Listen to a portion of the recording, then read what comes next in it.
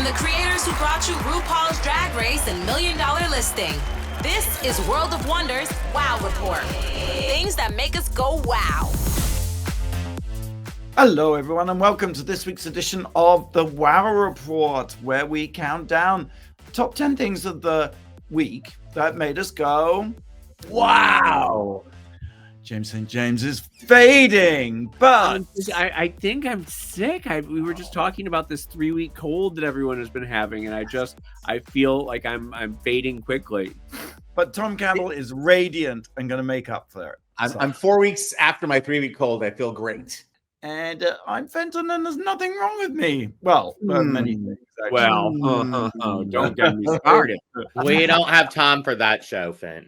Okay. Top 10 things that are wrong with Fenton Bailey. Oh my God. This is our final show before the holidays, so if you celebrate, happy holidays. Tom, number 10. Number 10. I just want to celebrate someone who's been out of the limelight for a long time, who's come out with a Christmas album. And it's for all you Claymates, James St. James. Clay Aiken, after 12 years, has released his first album, Christmas Bells Are Ringing. I was just playing it. I was waiting for our things to start. It's a classic, take. It's very 60s and 70s. Clay says that Christmas is cheesy, and so am I. And I've just enjoyed it. And, I've decided there was about, 15, maybe like 20 years ago, I went crazy on iTunes and made and downloaded or bought every Christmas CD known to man and made all these. I made like 19 compilations. Fenton, if I knew you then, James, I didn't know you that well then. I dropped them off at people's like mailboxes, like a stack of 10 Christmas things. No one ever thanked me. No one wants your lousy Christmas collection. But it was satisfying making them. That's what I'm it sure was. But what I learned from that is that no Christmas album in itself is good. It's all, and this is where Spotify comes in, and it's like that now that Clay Aiken can join the Spotify playlists and the shopping time, it's a good thing. James, you're shaking your head. I will tell you that Kathy Lee Gifford's Christmas album is from start to finish all bangers. It is front to back spectacular. Well, there are exceptions. I would say by definition, the Christmas song, it has to be a single. I don't know that it's suited for a whole album. I don't know that the Charlie Brown Christmas album is also just, from start to finish, all pretty good, pretty great. There are always exceptions to the rule, but I'm just talking about the rule. Okay, people? Jesus. Okay. But what also sort of struck me, and he's been doing a lot of press. He was at NPR. He was in Kelly Clarkson. He may have talked to Andy, but it's just putting things in context. Because Clay did American Idol in 2003. So all those many years ago. And he came in second to Ruben Stoddard. And he didn't come out until 2006. And he's talking about in interviews how comedians were making fun of him being gay when he wasn't even entirely sure in his heart of hearts. He hadn't fully processed that he was gay or hadn't dealt with it. Well, we had. I think we had. I think the audience, yes. He also felt pretty strongly that once he came out that his popularity waned with the hardcore American Idol audience. Was David Archuleta after him? Much after, yes. Also so it's just, and the thing about Clay, which I enjoyed in this time of hearing him, is he's not really bitter about it. He adopted a son in 2012. That's why he sort of took his music hiatus. He has a 60-year-old son. He ran for politics at one point, but he's just like, if anything, he is marking the fact that back in 2003, when you could not be gay, you sure couldn't be gay in American Idol. It's like now artists are coming out, and he goes, artists oftentimes get a boost when they come out and admit their sexuality. So, and some of them, as we know, with Shawn Menendez, Menendez. The third Menendez brother. That flirting with homosexuality makes you special. But or Charlie Puth, maybe. Yeah, I do remember. I just saw something with Clay saying that he lost 50% of the Claymates. Is clearly almost and it was hard at the time to process. I'm sure when most of his fan base was, Republican ladies, Yes. Midwestern Republican ladies who loved him. And American Idol did not accept that. It was still old school, kind of that denial of like, they're just like boys who can sing kind of thing.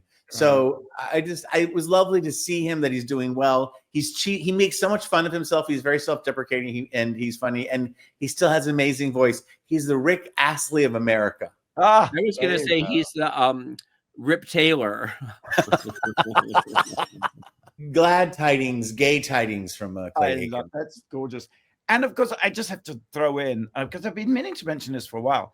Speaking of Christmas, we probably won't mention it again, but Mariah Carey has a bar. She's the queen of Christmas. She's opened a bar. Actually, I think she's opened a string of Christmas bars across the country. Because she hasn't made enough money off of Christmas yet. Good for her. Bless her heart. She needs to rake in a little bit of money, because it's those sequin Santa suits are not cheap. You are correct. Well, ho ho ho, James. Ho ho ho, James. You're number 9. Let's have it. Number 9. Number 9, I watched Maria, which is in theaters, but also now on Netflix, starring Angelina Jolie as the opera great Maria Callas. She is gunning for that Oscar, honey bun. She is doing everything, throwing everything in the kitchen sink at every noodle against the wall. Yes, but Angelina Jolie is like a movie star who doesn't really have a good movie. She doesn't. You're absolutely correct. She does not have a good run on movies that make money, let's just say. Mr. and Mrs. Smith. She was good, but that was the halo effect of Brad. Girl Interrupted. I mean, there are pieces here and there, but she's really trying to overcome that this time. Maria Callas, of course, is arguably the greatest opera star of all time. She was temperamental. She would, in the middle of a show, she would walk off stage. She would cancel a show 3 minutes before it was supposed to start. She would throw things at people in the audience. She would have breakdowns on stage. She was beautiful in a very brittle sort of way. She willed herself into beauty. Sometimes she's very ugly. Sometimes she's very beautiful. Her voice is often very, very beautiful and often screechy and ugly. And that's what makes her so special, is that she reaches for those notes, and sometimes she makes it and sometimes she doesn't. And that's what is endearing to people. It's said that she sang along and parts of her voice are used in it. It isn't. At no point when she is singing, "Oh, mio bambino," isn't Angelina. Okay, you hear little things like that. That is what Angelina adds to the song. You'll hear. The weird thing is that Angelina, like I said, Maria's beauty was brittle and hard, and Angelina she willed herself to beauty. Angelina never had to will herself to beauty. She doesn't get the physicality of Maria Callas. Maria Callas also, of course, was with Aristotle Onassis for many years. He forbade her to sing while they were dating. Her career had to go on hold, and then he cruelly threw her over for Jackie Kennedy, and that destroyed her. Maria is the story of the last week of her life, when she has lost her mind and she is hallucinating and she's wandering around these cities, Paris and everything, and she's hallucinating crowds throwing flowers at her, but it's, she's really just screaming on a street corner like a homeless person, and it's very sad to watch. Yes. Are there flashbacks, or does Angelina play old Maria Callas? Because Angelina old Maria Callas, but there are flashbacks to her time with Aristotle. And when you finally see the breakup, and then it goes to the last minutes of her life, where she she throws open her Paris windows and sings to the crowds below, and she's giving it all she got, and at the very end she expires and falls to the ground. But you realize that she is experiencing this song, which is a very famous opera song about love and loss and everything, and she's always been singing about Aristotle. Blah, blah, blah, blah, blah. You don't have to be an opera lover. You're going to get Opera 101 with O mio bambino caro and the Anvil chorus and all of those standards. She's not going to win. What? How dare you? She might. No, she won't. It's not possible. Who do you think? Because what's Ariana Grande is going to win? No, Ariana Grande. It's going to be like you said, Honora, the woman from Honora. It's either going to be Mikey Madison, yeah, or it's going to be Cynthia Erivo. I believe, I'm pretty sure about this, that Ariana's in the supporting category. Yeah, I You're don't right. think, I don't think Cynthia Erivo is going to get it either. I don't think. The only better casting would have been Pamela Anderson as Maria Callas. Oh, Demi Moore. Demi Moore could have done it. Yeah, Demi Moore as Jackie Onassis. Why don't we ever submit James's acting on this show? Why not my Bambino, Caro? My opera singing. If your cold gets worse, you may expire at the end of the show. If we're lucky. I'm throwing open my window. Well, like the other thing to say, just very quickly, if for no other reason than Angelina Jolie's beauty, and but it's the interiors. Fenton, you would go mad for her apartment. It is unlike anything you've ever seen. Why didn't you say that at the beginning? And said I would have been opulence that nobody has ever lived in such opulence before. It is just breathtaking, and her outfits, of course. Can't wait. That is streaming on Netflix. Number 8. Number 8. Fartcoin. we go from high to low here. Yes. Is this the Hawk Tua Girls Bitcoin? It is not, but it is a Bitcoin, a meme coin, I think the kids call them. So I have to use a lot of what the kids say because I have hardly any idea what I'm talking about here. And it may take me a while to land it. I may not even land it at all, but Fartcoin is a meme coin. And did you know that it at this moment has a market capitalization that is equal to that of Office Depot, Guess Jeans? It's worth about $800 million. Fartcoin. You can do nothing with it. It serves no purpose. It is a Bitcoin that is caught up in this wave of post-election. I mean, the way that Bitcoin post the election of a certain person has just the value, it crossed 100,000 for the first time, but it has just skyrocketed. And of course, this person like Dogecoin as well. But can't you buy real estate in Japan with your Bitcoin now? I mean, aren't there ways to go about utilizing? That's the thing. What you've got to do if you're going to get these Bitcoins you've got to cash out before the whole thing collapses. Right. It's a pyramid scheme. It's a pyramid scheme. It's a Ponzi scheme. It's pump and dump. It's a rug pull. I've learned all these great words. Pump and dump has another meaning as far as I. What is that meaning, James? Are you back on sodomy gods from last week, James? Never left.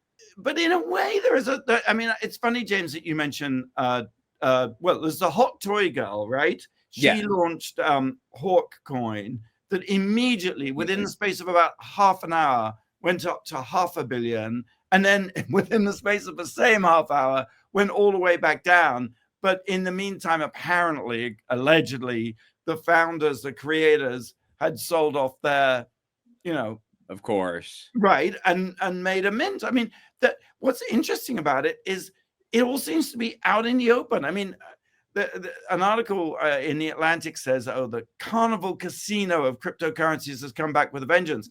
But actually, it's sort of open grift. It's open sort of scamming. There's no real pretense. Right. It's not even about the Lehman Brothers kind of history of investment.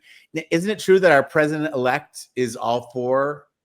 Well, that's what I was just going to say, that if any of these are to be invested in, it is probably going to be Dogecoin, because that's the one that Elon, our co-president, is going to make sure that stays up. I mean, he's not going to let that one crash. Right. And I think that illustrates, by hook or by crook, he's not going to let it crash. It illustrates the unholy connection between the incoming government and it illustrates the fundamental corruption of the whole entire thing. Trump has said he's going to make Bitcoin, he's going to make the US the crypto capital of the planet and the Bitcoin superpower of the world. And there's a fear that he's going to sell off US gold reserves to buy Bitcoins and prop up this fundamentally fraudulent, so meta it almost doesn't really exist currency. And James is completely right. Dogecoin will succeed because Musk is also going to be one of the heads of the Department of Governmental Efficiency, which spells Doge. I mean, it's so, but that's again wait. Doge has nothing to do with Doja Cat? But there is a fundamental connection between Bitcoin and this kind of like fundamentally corrupt regime that we're going to have to deal with, because even though crypto began as this sort of libertarian thing, it sort of aligned itself with MAGA and this sort of skepticism of institutions and this sort of disbelief in a system, and more cynically, it's a place you can make a lot of money. Well, right. Republicans love that, but it's also anti-establishmentarianism, that anti this and that the Republican MAGA and is it also that the real economy has, that people feel so excluded from it, and that apparently the big mistake was to say that the economy is doing well because many people aren't doing well and they're desperate, and so they think they can try their luck in the Bitcoin. Well, they did say right off the bat that they were planning, that there was going to be pain in the beginning and that they were going to crash the economy and all of that, which is they're crashing the economy so that everyone turns to Bitcoin. Period. H2O no. That's right. RuPaul's Drag Race Season 17 is making a splash. Stay tuned. We'll be right back after the break with more. Blake, do you have a question? Of course I do. I'm going to read you a quote from Natasha Lyonne. I remember once I dropped out for a while and Jennifer Coolidge saw me at the Chateau Marmont. I had straight hair and she thought I was blank blank, and I was so confused. Who did Jennifer Coolidge mistake Natasha Lyonne for at the Chateau Marmont? We'll have the answer right after the break here on the WOW Report. You're listening to World of Wonders WOW Report. Things that make us go wow. Welcome back to the WOW Report. Fenton here with James and Tom and Blake, of course. Yes, and I asked a very titillating question. It's a quote from Natasha Lyonne recently. She said, I remember I once dropped out for a while. I think she means like she dropped out of the business and didn't do things for a while. And Jennifer Coolidge saw her at the Chateau Marmont. I had straight hair and she thought I was blank blank, and I was so confused. So Jennifer Coolidge mistook Natasha Lyonne for this singer actress at the Chateau Marmont. Who was it? Oh, a singer actress. I think I read this, so I'll come in at the end. I thought I was going to say Brittany Murphy, but that doesn't sound like Brittany at all. And is the Chateau a significant clue in this? Nah. Oh, Britney Spears, Courtney Love. I don't know. Blake, is the answer Hillary Duff? It is. She thought she was Hillary Duff. That makes sense. There you go. All right. All right, we're counting down the top 10 things a week that made us go wow, and we've reached number 7. Top. Number 7. There's so much dread going into 2025 that because of the political situation, and I just made a short list of media things on just escapist things that will help us through the next year. Things I'm looking forward to. First of all, the Wicked sequel is coming. It premieres November 21st, so we have to hold on until then. And it has a name. They decided to give it a name. Did you know this? At first, I read somewhere that it was Wicked Electric Boogaloo. Not true. But it's going to be called Wicked for Good, which is the big number. It's the 11 o'clock number. It's the defying gravity. I have been changed. Yes. For good. Yes. I think that's a great title. Isn't it good? For Good. And Ariana and Cynthia have matching For Good tattoos on their hands, little things. Also, hot off the Emmy win for Best Comedy Series, Season 4 of Hacks, which we talk about all the time, but you should think about Hacks every day because it brings you a little bit of joy. It just gets you through. And remember, it left off with Gene Smart's Deborah Vance backstabbing Hannah Einbinder, Ava character, only to have Ava backstab Deborah. And Deborah's about to start as the host of a late night talk show, network talk show. So and we know how that goes. We never know. And then what's interesting also is that the actress that plays Deborah Vance's daughter, Caitlin Olsen, the actress, is now the star of a huge ABC hit, High Potential, which is the biggest show of the year. So it'll be interesting to see what they do. Well, it's huge. It's a huge hit. And Paul Downs, also looking forward to one of the writers. He's the agent. He's also one of the writers and producers. He appears on the upcoming season of RuPaul's Drag Race, which is the next in my category of things to look forward to. Since last we talked, the judges, it premieres January 3rd. So if we don't talk live before that, January 3rd, set your DVRs. If you're in America for MTV, the rest of the world, WOW presents, plus number one place in the world to watch Drag Race.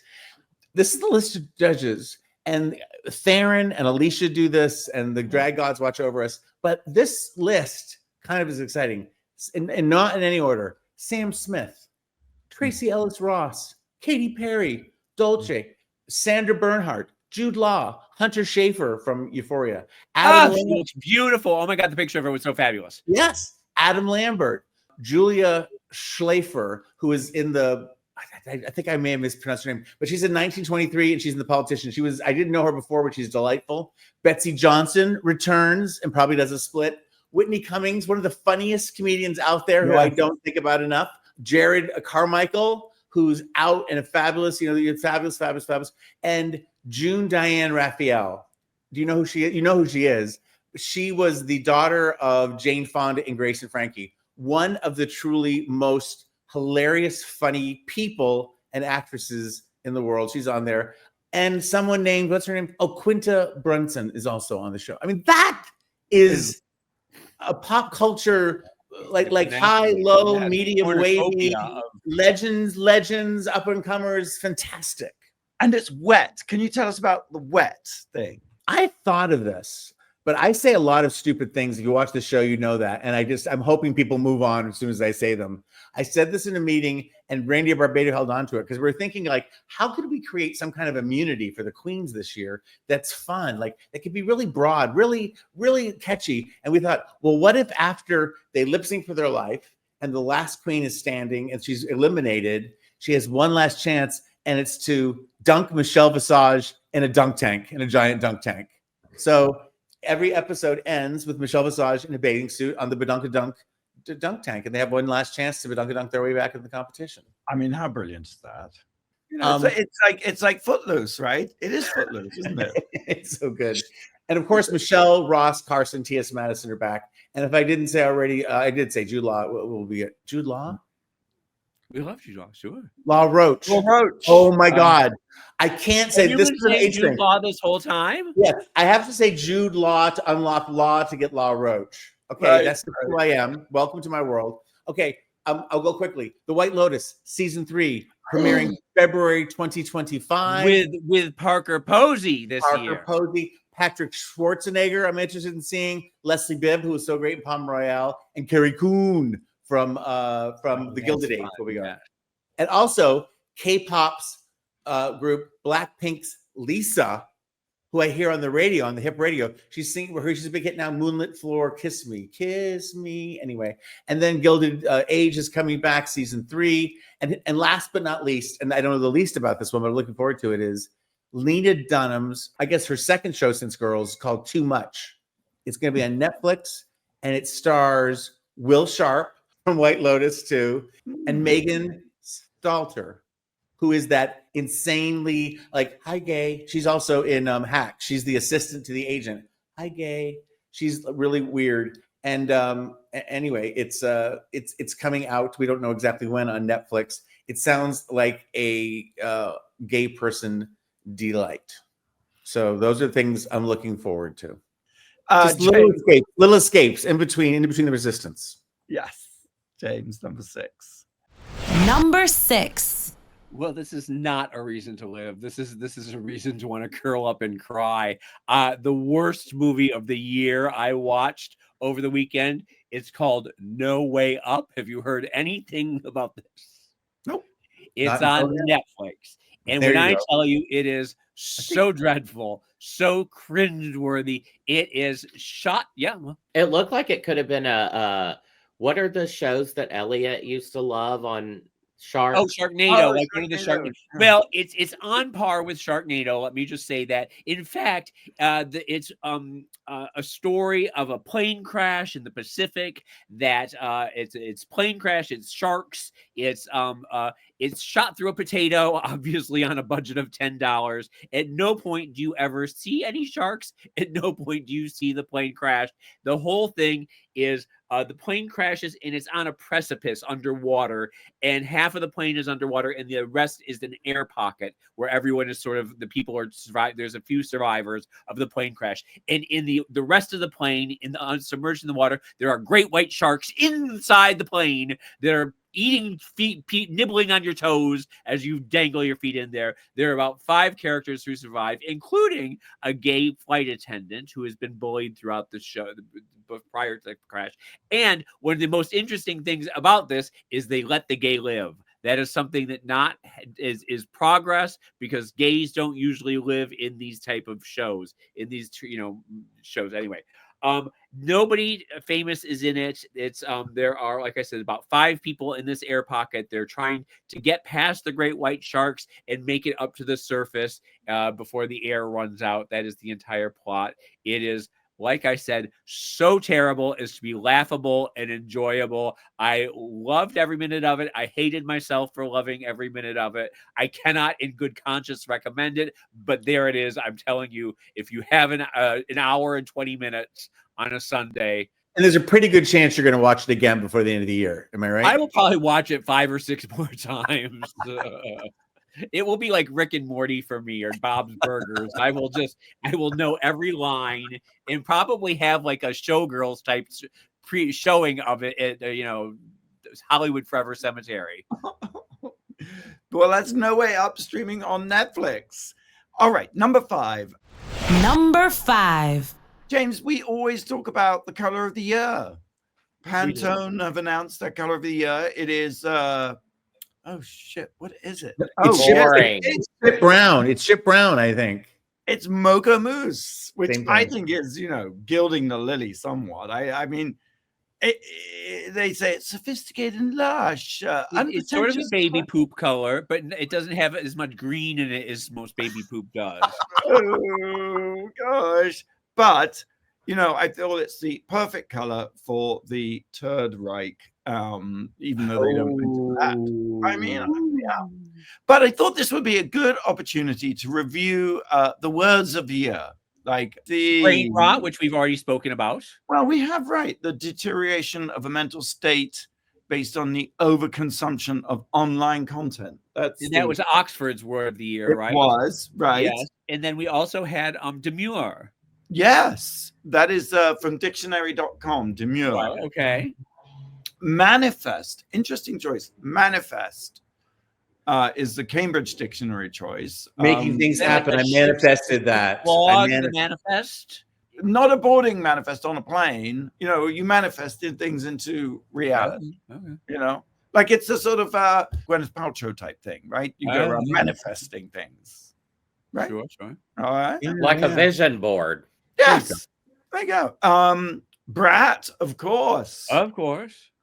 You would think that Brat Green would be the color of the year. That, to me, would be catching the zeitgeist. Yeah. But, Fenton, I hate to go off on your Third Reich, but weren't they called the brown shirts, the Nazis back in? Yes. Was it Nazis? Yes. They were, yes. They were. Do you think Pantone is doing something very sophisticated? They're calling it, Mocha Mousse, and saying it's all these things. Whereas in reality, they're saying, we're back to Mussolini. I do remember many, many years ago, I wanted a brown shirt for an outfit I was wearing, and I went to Neiman's or Saks or something, and I said, "Why are there no brown shirts?" And the guy just looked at me like, "Read your history books. Nobody makes brown shirts anymore." They might be about to make a comeback. I think so. That's a trend alert. They'll call them Mocha Mousse shirts. Mocha Mousse shirts. Oh my God. The Mocha Mousers. And last couple of words. Well, actually, I love this word. Look smaxing. Look smacking. Look smacking. Look smaxing. What? Look smaxing. Look smaxing. Yeah. It's when your look is on fleek. And you're Looks maxing. Nobody says this. Somebody's making this up. No. Ain't nobody saying look smack. I got my look smacking. No, I think they say Yeah. looks max. I think. Everyone in Gen Alpha is saying looks maxing. Oh, give me. They are. Well, they're mewling, or is it mewing? I can't remember. Mewing or mewling. Like when you're muling the drugs across the border in your butt. No. You're like When you're sucking- walking around the house in your mules with your caribou feathers, is that what it means? I am. For those of you watching, I'm mewling now. Oh, You suck put your- it. It's like when you say when the Olsen twins say prune before they take a picture. Prune. Yes, you're sort of sucking and you're pushing your tongue up to the roof of your mouth to create a sort of drama effect. All right, so that's all I got. All right. Let's take a break. Blake, have you got a question? I do. I'm going to be talking a little bit more about this movie in just a bit, but Mae Questel, who played Aunt Bethany on National Lampoon's Christmas Vacation, she was a famous actress back in her day, and she was actually a famous voice actress who voiced a couple of very famous cartoon ladies from back in the 30s. Wait a minute. What was she? She was in Christmas Vacation? Yes. And who was she in Christmas Vacation? Aunt Bethany, who brought the cat. Oh, right. The old lady. Yes. Okay. Yeah, Who sure. sings the Star Spangled Banner. Right. Okay. Yeah. She voiced a couple of cartoon characters from the 30s. Who were they? Oh. All right.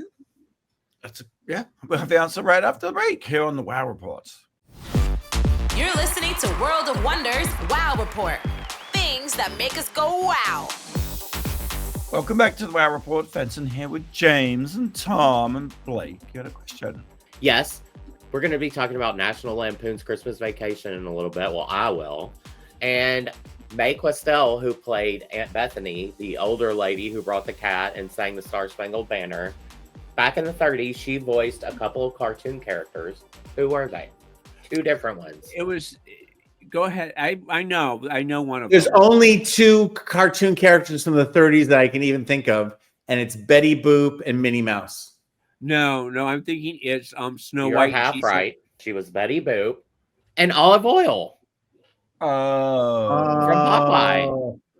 Betty Boop and Olive Oil. Those are Mm. classic That classic voices. Yeah. And they're adjacent, aren't they? They would be the same person. I did hear somewhere that she did do Minnie Mouse, but I can't find that on Wikipedia. So hold that. That's where all the truth lives on Wikipedia. Number 4 in our countdown of the top 10 things of the week that made us go, wow. Tom. Number 4. Slaycation.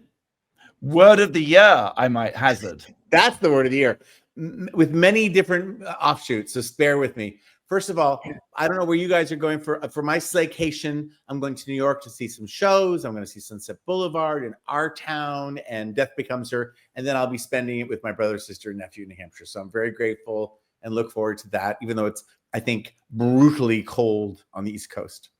Second, the World of Wonder holiday party, which James and I and Blake are now writing you a verbal thank you note, Fenton. Thank you and thank Randy. It was so fun.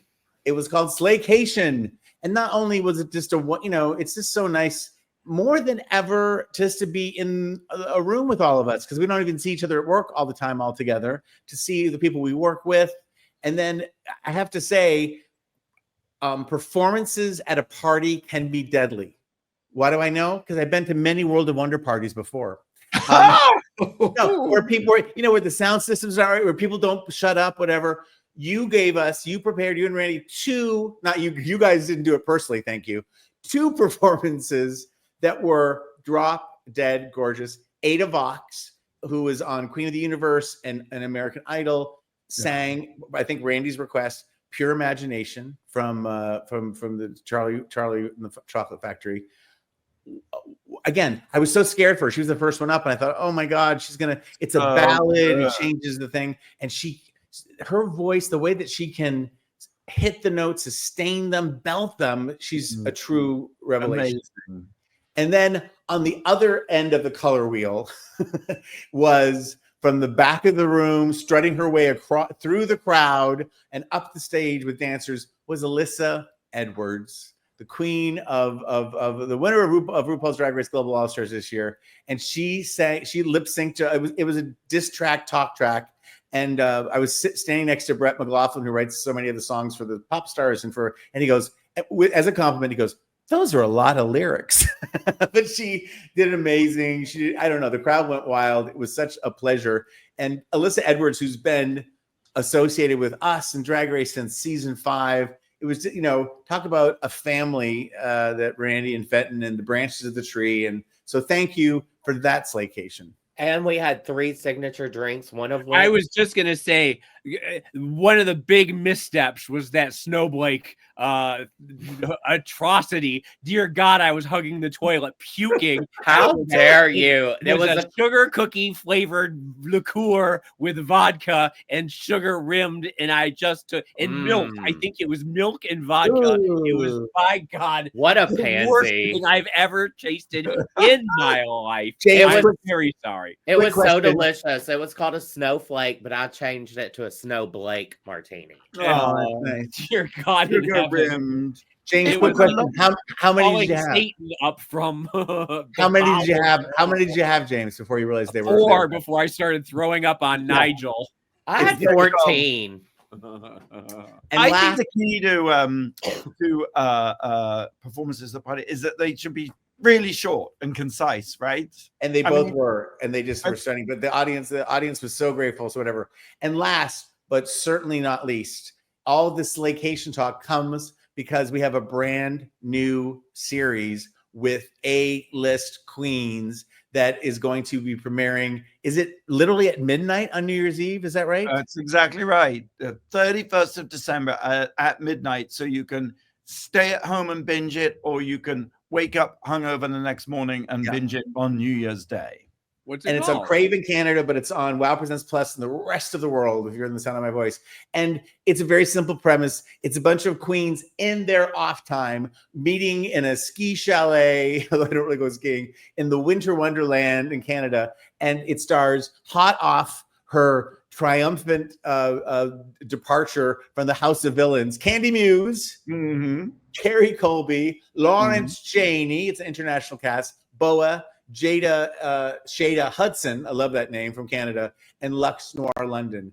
And it's really simple, and yet it's not a competition, it's a house show, and it is some of the most fun I've had watching the queens outside of a drag race format in a long time. And they're out of drag.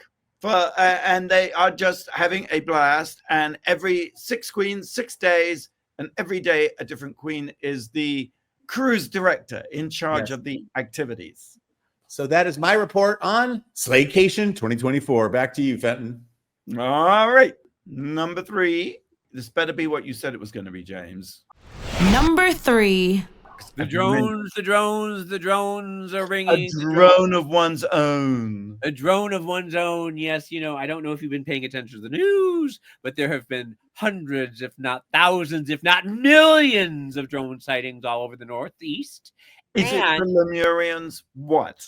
Well, interestingly, and I have to insert myself in here a little bit, because about a month ago, I was all over Twitter, X, and Instagram because there were drones over my apartment building for about 5 nights in a row. And these were mysterious drones that were the size of a bus. They aren't quite a helicopter. They weren't quite a drone. They were low. I could have reached up and grabbed it. They were so low. They were like around my loud. I mean, literally, like I had to go outside and film them. I have the film. I can send it to all of you. We can put it on X. Terrifying. What is it? What are they? Now, there have been a number of theories, and I want to just go over a few of them here. One person said it's a ploy to create hysteria so they can pass more aggressive legislation for unlicensed independent drones. Does that sound right? Does that sound like you don't think so? I would make the same argument with those little carts that deliver things on the sidewalks. They create the same terror in me, but go on. But it does sort of sound like the government, are involved in some way, and that they're trying to pass legislation. I also have thought that it's one of those things. Like, I remember there was this boom sound around the time of Black Lives Matter, when there was a lot of, it sounded like bombs going off. Remember that there was a few years ago in major cities around the world, and nobody could figure out what this bomb sound was in the middle of the night. And it was in the middle of the night, it was like fireworks or something. I think it's the same thing where the government, are trying to acclimate us to these drones, where very soon there's going to be nonstop drone action in the sky, and they are trying to acclimate the public to not be afraid or to get used to it. My third theory, and this is the one that I'm probably most going to stick with, is that it is the equivalent of the 2016 creepy clown sightings. Remember when there were the creepy clown sightings in 2016, right before Trump came? And I said, what did I say? I said they were time travelers, and they were coming back to warn us about Trump, but they weren't allowed to disrupt the timeline because of the butterfly effect. So they had to scare us. They had to instill fear in us through clown sightings. This is the same thing. They are time travelers. They are coming back to warn us about the impending doom, that Trump is the apocalypse that's going to happen because of Trump, but they can't do anything. They can't disrupt the timeline in any way. So they just have to come up with ways to scare us without doing anything, blatant. Someone said to me, and this also ties in Blake's apocalyptic thinking as well, that the reason that Trump wasn't able to be as successful at dismantling the country last time is he was interrupted by COVID, that God sent a plague to stop him. So maybe that's what's happening. The other explanation, which makes some sense, I have no idea, and I think I heard it on The View, was that it's probably something to do with our Defense Department, and that maybe there's an outside contractor that is doing tests for some kind of defense mode or attack mode. It ties into what I was saying. Well, I've heard a related theory to that, Tom, which is that there is a fear that there is a dirty bomb that has been brought to the United States, or uranium is missing, and they're trying to find it. Okay. The military is trying to find it without causing mass panic, and the only way they can do this apparently is at night, under cover of darkness, because I think apparently like interference and that sort of thing during the daytime radio waves, these drones can see the uranium. They're looking for a dirty missile or a dirty bomb. We could probably make a Netflix movie if we put all these theories together. That's exactly right. Exactly. Well, wow, I love that you were agreeing with Tom, but you're just poo-pooing all of my theories. Well, it's definitely not aliens. Like, because some of the drones. When did I say it was aliens? I said it was time travelers. How dare you? How dare you say they were aliens when I clearly told you they were time travelers?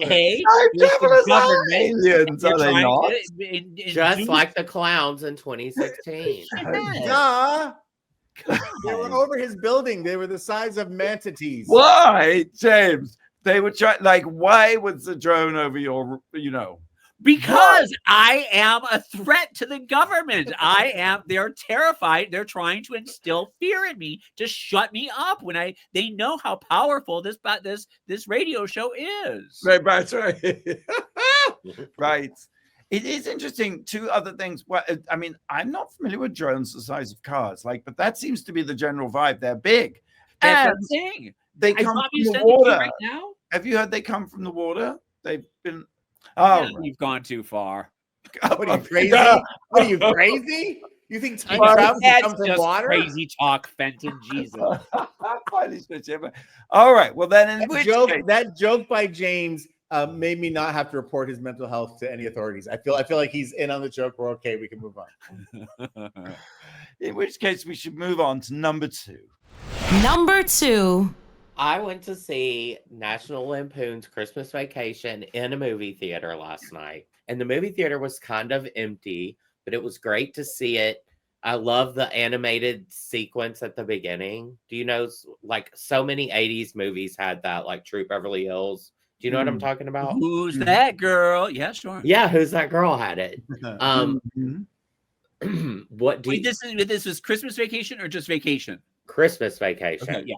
Have you guys seen the theatrical cut? Of course you have, but I have seen the cut that's on TV so many times that watching this one in the theater was kind of discombobulating because there's parts that are added together and then there's a part in the middle of something that it all makes sense and it tells the same story, but it's just interesting to see, the extended version that's not cut for television and includes all the extra dirty stuff.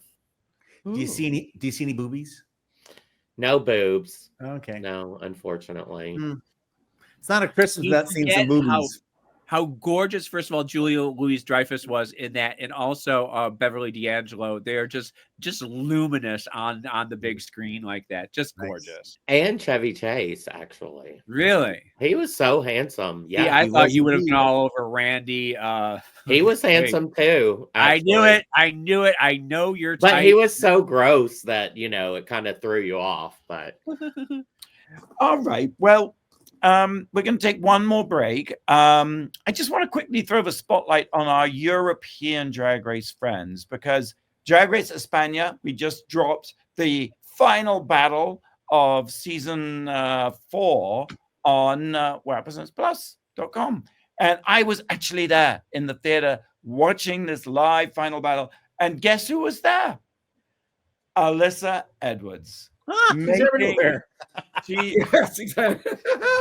And she was so classy and so she sat in the audience and she addressed the queens in the finale so beautifully and it was just she is just amazing.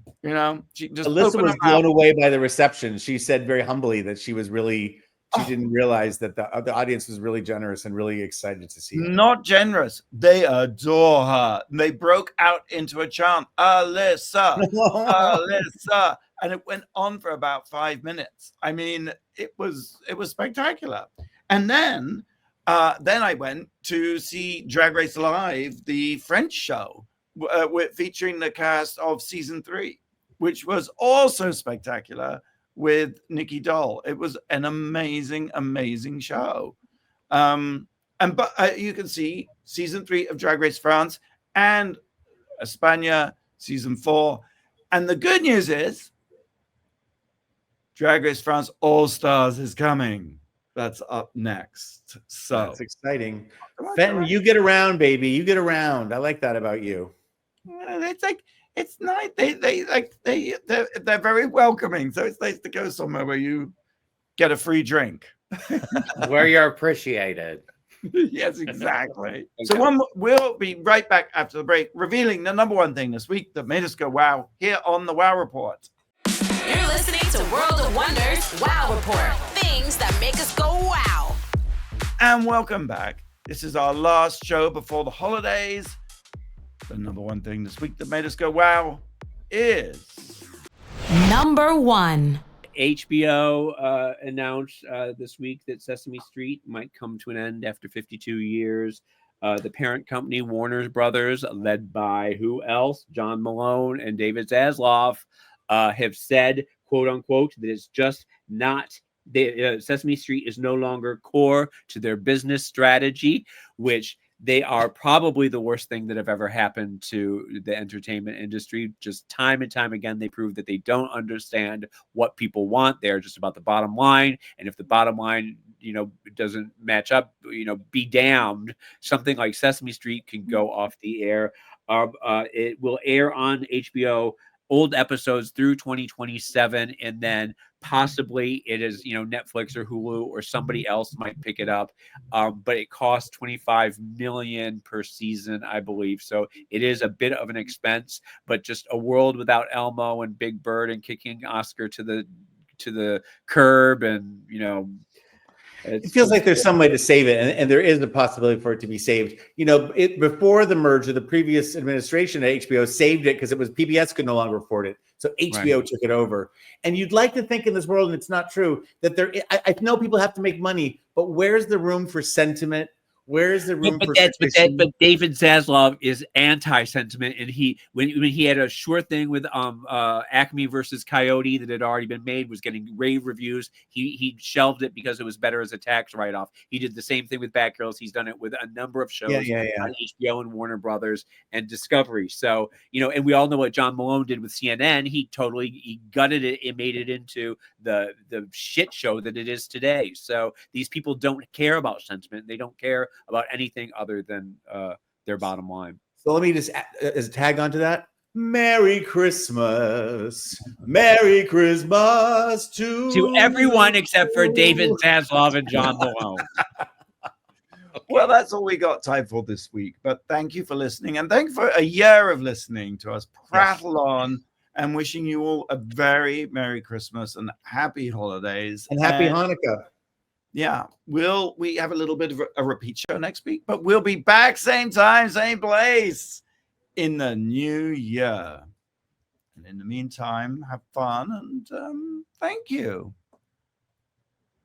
And go out and do something that makes the world. Oh, yeah. Go. I know, I'm just losing the plot. In the meantime, go out and do something that makes the world go wow.